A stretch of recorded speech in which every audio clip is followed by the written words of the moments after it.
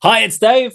Hi, it's Kirk. Welcome to the ADK Rock and Metal channel. Today we're doing more broken down and pulled apart. I was like pulled down and broken. It's like that's a completely different movie. Your mind's not That's a coordinated with prison the movie. words.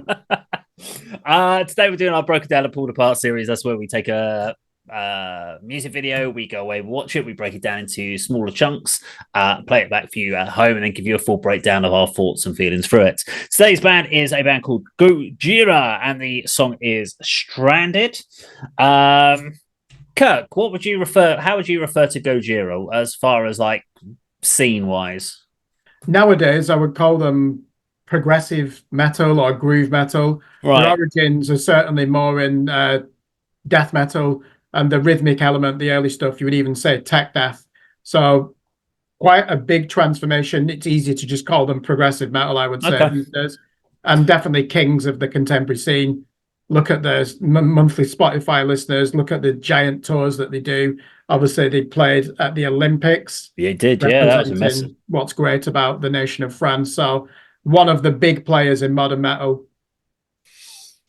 Well, the way I'm going to do it today is I'm actually going to play you the first 2 minutes of the song. And we're going to break the song into two halves, I think, for today. So we'll play you the first 2 minutes for you at home, and then we're going to break that down, our thoughts and our feelings from when we watched it earlier on.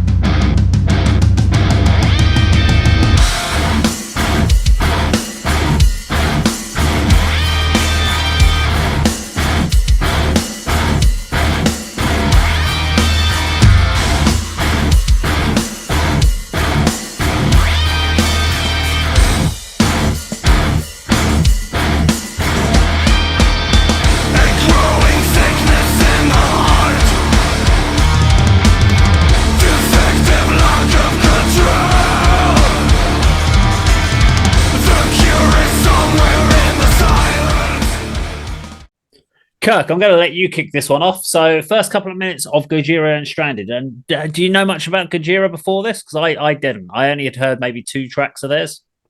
Yeah, I was familiar really with them around the album L'Enfant Sauvage, which is 2011, I believe. So I Right. Okay. wasn't there in the beginning, but they did become a global name, and broken out of the underground by then. So I will be interested to know your thoughts on this because I'm guessing this did not sound like how you expected it to be. Crunchy guitar at the beginning, it's quite trademark for them to use those pick slides or those guitar effects when they're sliding on the fretboard, to get to cram in that like high-end frequency. I love the groove and subtle offbeat in the intro. And one of the themes you'll always find with Gojira is Mario Duplantier, the drummer, is superb and he's really playful in the mix. Before we go to the second minute, I'm going to throw a question at you. Is it me, or does this actually sound like Killing Joke vocally and even musically? I didn't pick up Killing Joke, but I understand where you've gone industrial on this because I went industrial in my head with this as well. And even the vocals.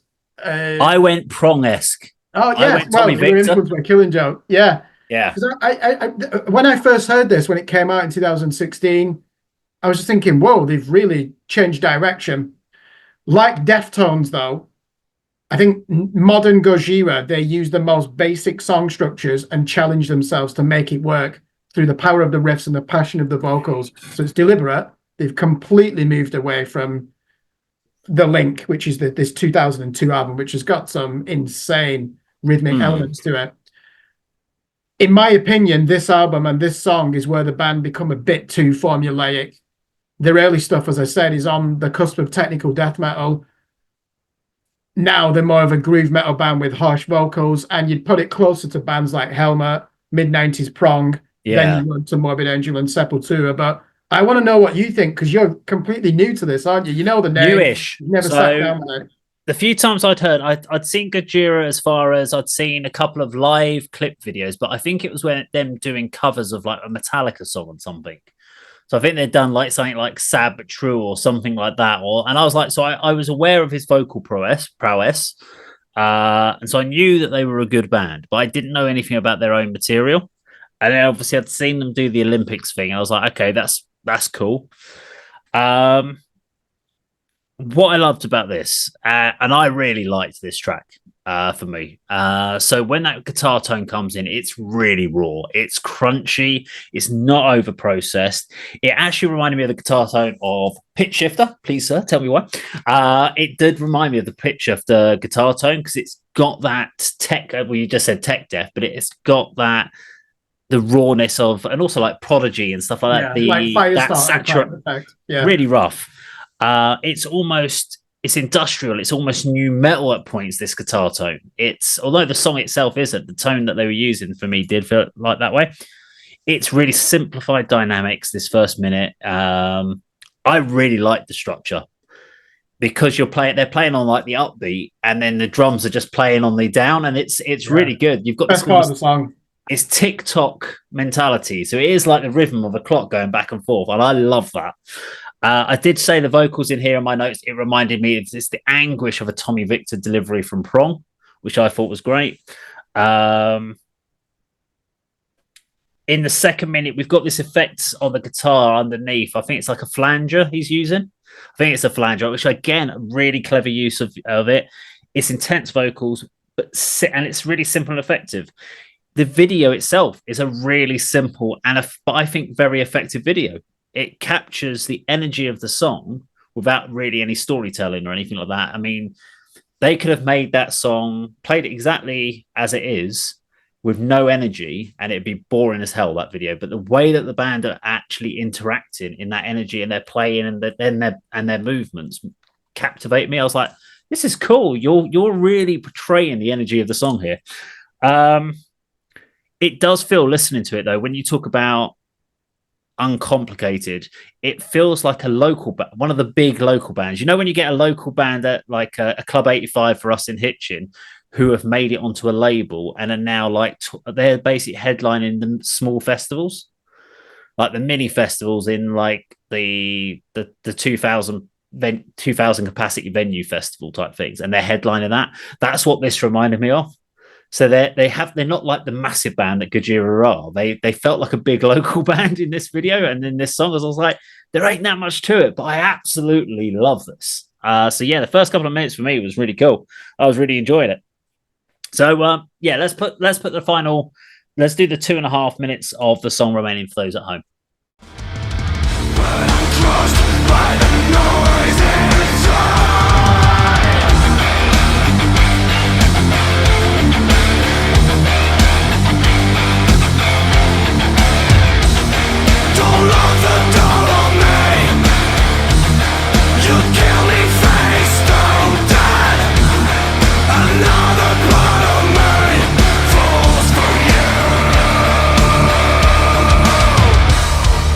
Another day in the dark.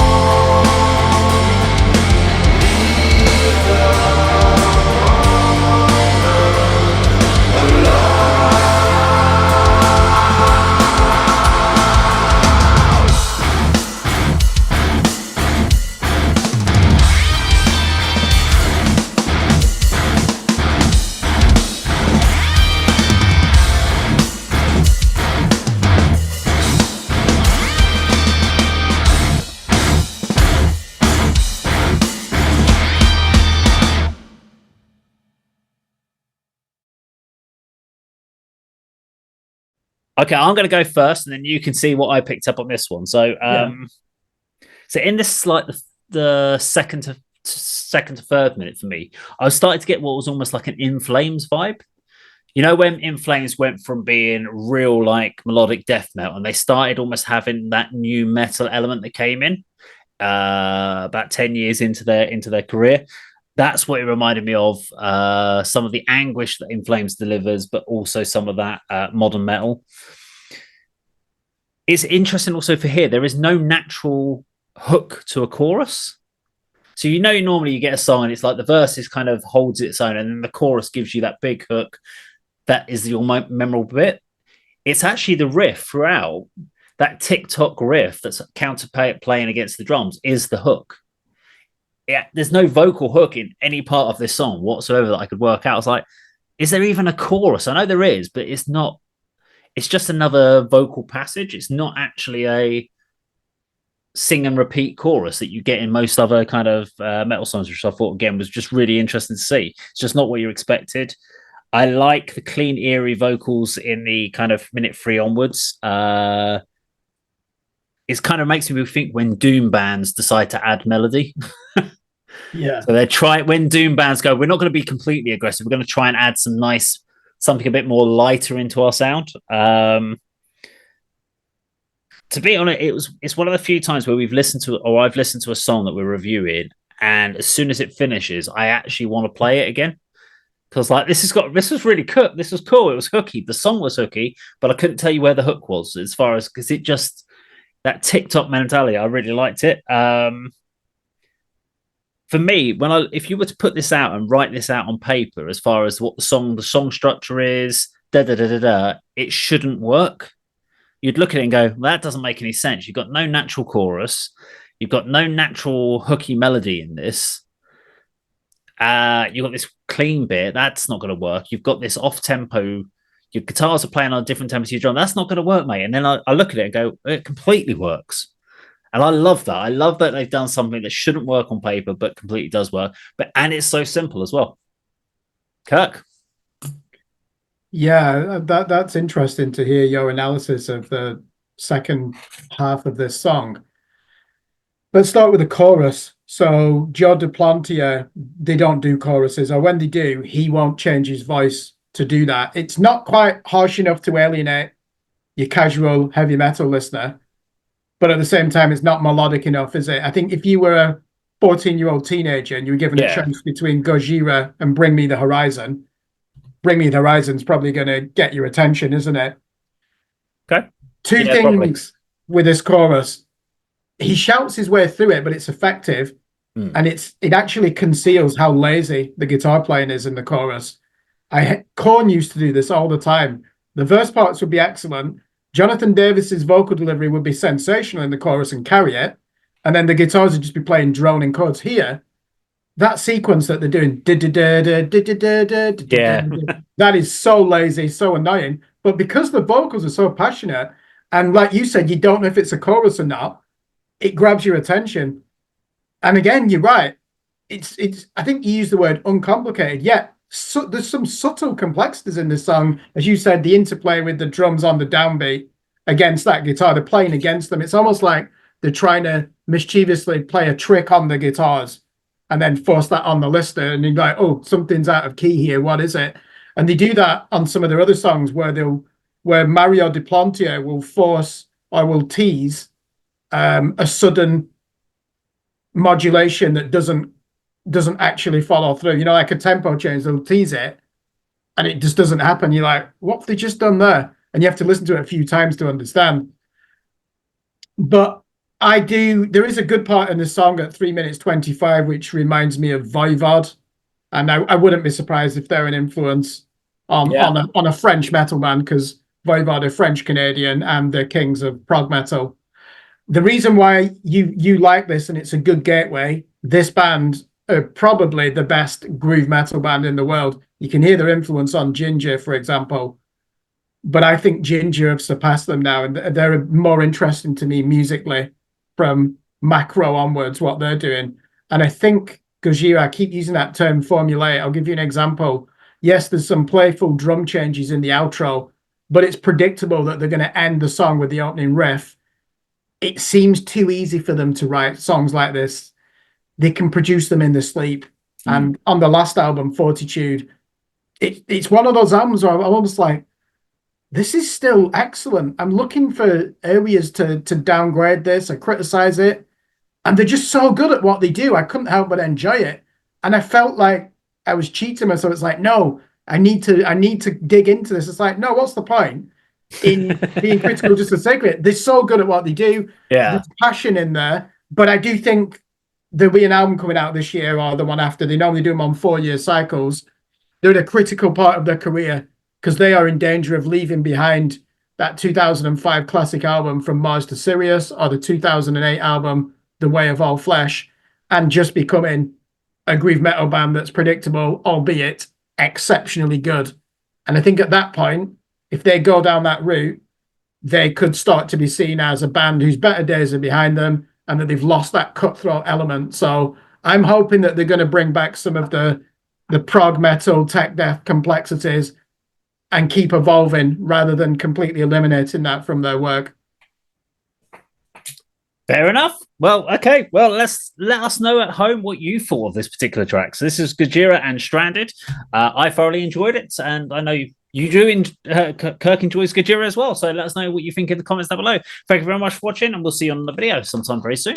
Take care.